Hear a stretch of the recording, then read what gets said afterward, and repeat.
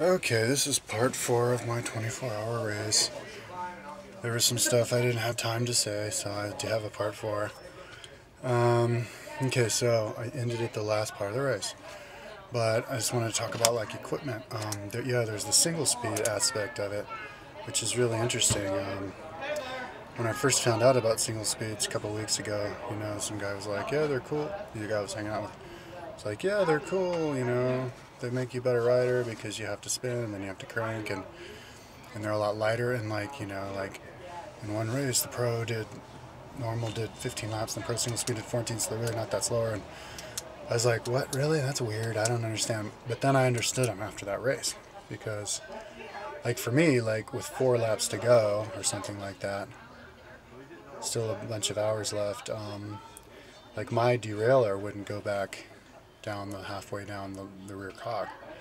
And I got that rental bike like in perfect condition and everything, and my brother was putting oil and stuff in it. So just after all that riding, it gets so caked, and by then, I mean, if you can't get down that many cogs, I could sometimes if I went up to the top and I just used momentum to get it down, but if you can't get down past the halfway down your cog,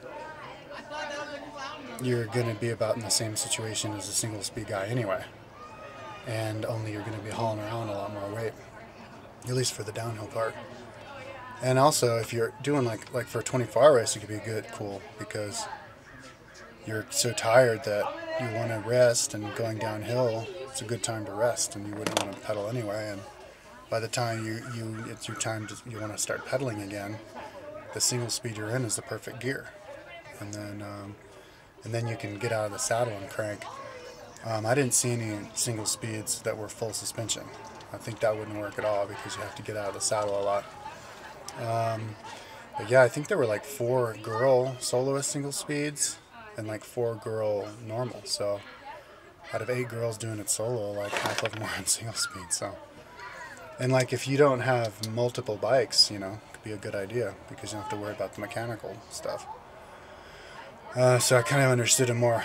I'm never going to do that though, because I can't crank. I'd blow out my knees if I tried that. But I understood it more after experiencing that race. Yeah,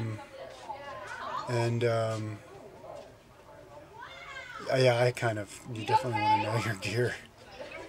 On my light, I had it on upside down, so it kept falling off. It felt like off 3 times on one lap, and then like 4 times on another lap, and I was like looking at it like, oh my god, my race is ruined.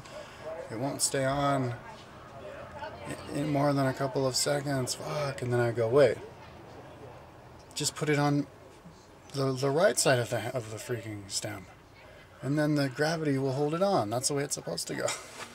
Because I was thinking, man, Knight Rider, it's supposed to be a good lock. Like, how could they design it to fall off like this? So I put it on the other side, and it didn't fall off. So that was kind of stupid of me. Yeah, I should have known that more.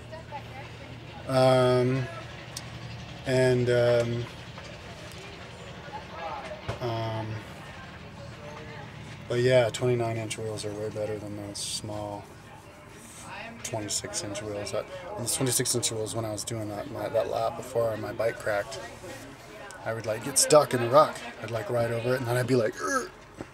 And it's really exhausting to have to like push your bike over, With those big 29-inch wheels, they just go boom, and they just bounce over it. And yeah, they're way better. I felt like I was in like Nirvana. So I guess they're saying like all mountain bikes are going to 29-inch now. Love you, Angie. So I think that's about it. Yeah. Okay. I'm gonna do it next year too, so I'll make a video.